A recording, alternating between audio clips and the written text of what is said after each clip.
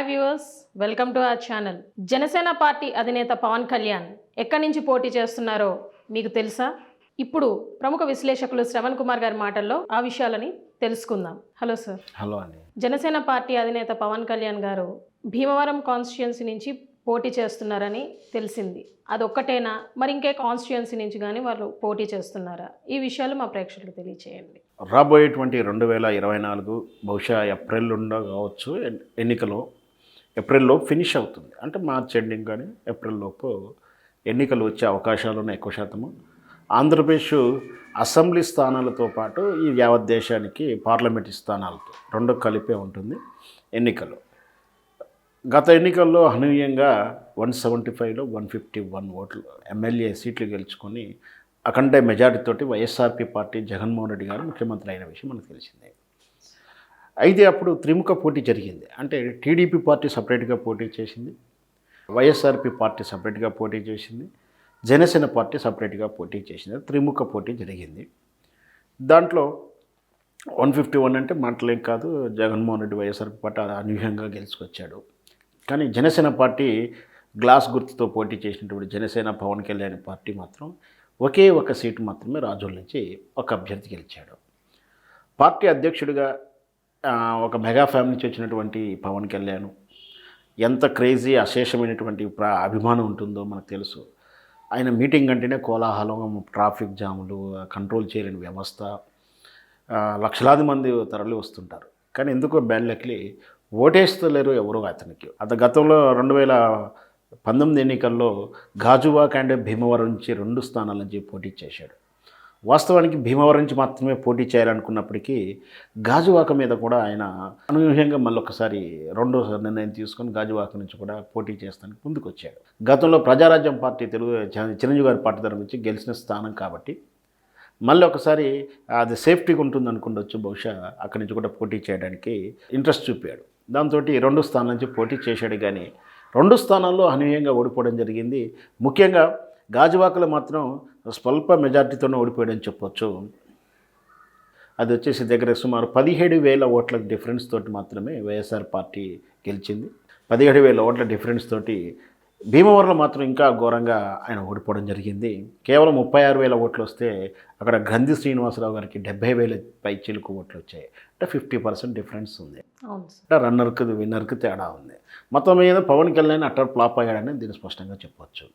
అంటే అభిమానం వేరు చేసి మా బతుకులు మార్చడానికి కానీ మా జీవితంలో ప్రమాణంలో మెరుగులు దిద్దాల్సినటువంటి నాయకత్వం లక్షణం మాత్రం పవన్ కళ్యాణ్లో ఈనాటి కూడా ఓటర్లు చూసుకోలేదు. ఒక హీరోగా ఒక ఫాంటసీని అతనిలో చూసుకుంటున్నారు. అంటే తను చేయలేనట్టు విన్యాసాలను, తను చేయలేనట్టు ఫైటింగ్లో, తను చేయలేనట్టు ప్రేమ కలాపాలన్నీ కూడా పవన్ కళ్యాణ్లో చూసుకుంటున్నారు. పవన్ కళ్యాణ్ ఏ చేసుకున్న ఆటాపాటకు వీలు చిందులేస్తున్నారు.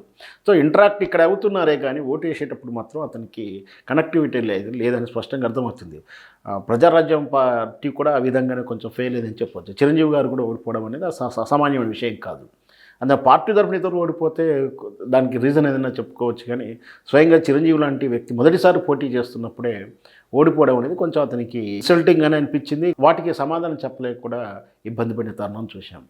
అంతకన్నా ఘోరంగా పవన్ కళ్యాణ్ 2 స్థానాల్లో ఓడిపోవడం జరిగింది. మరి ఇప్పుడు ఎక్కడి నుంచి పోటీ చేస్తారనేది ప్రశ్న అందరికీ. ఎందుకంటే ఈ ప్రశ్నతో పాటు ఇంకొకటి, ఎందుకు ఇంత జటిలమైంది పవన్ కళ్యాణ్ స్థానం అంటే, ఇక్కడ తెలుగుదేశంతో వెళ్తున్నానని చెప్తున్నాడు.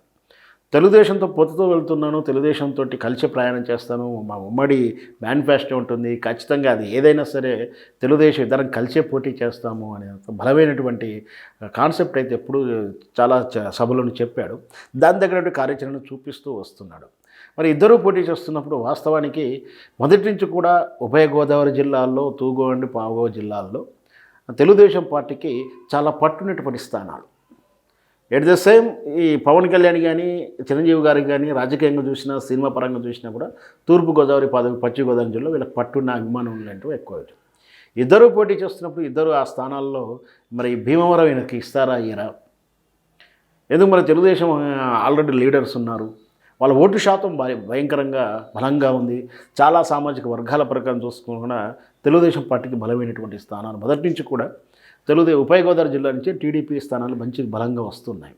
అట్లాంటి స్థానాలని మరి పొత్తుల విషయంలో రాజీ పడుతూ జనసేనకి ఇస్తారా అయ్యారనేది ఇప్పుడు ప్రశ్న. ఈ ప్రశ్నకు సమాధానం చెప్పలేకనే తెలుగుదేశం పార్టీ ఈ రోజు కూడా పొత్తుల విషయంలో సీట్ల విషయంలో క్లారిటీ ఇవ్వట్లేదు. తీరా ఎన్నికల ముందు 2 రోజుల ముందు ఎన్నికల నోటిఫికేషన్ వచ్చిన తర్వాత కంగారుగానో హడావిడిగా ఉన్నప్పుడు ప్రకటించాల్సిన సీట్లు ప్రకటించడం, ముందే ప్రకటిస్తే అది ప్రమాదం జరుగుతుండొచ్చు, పార్టీ శ్రేణులకు పార్టీకి ఇబ్బంది లేదా పొత్తులకు ఇబ్బంది అవుతుంది.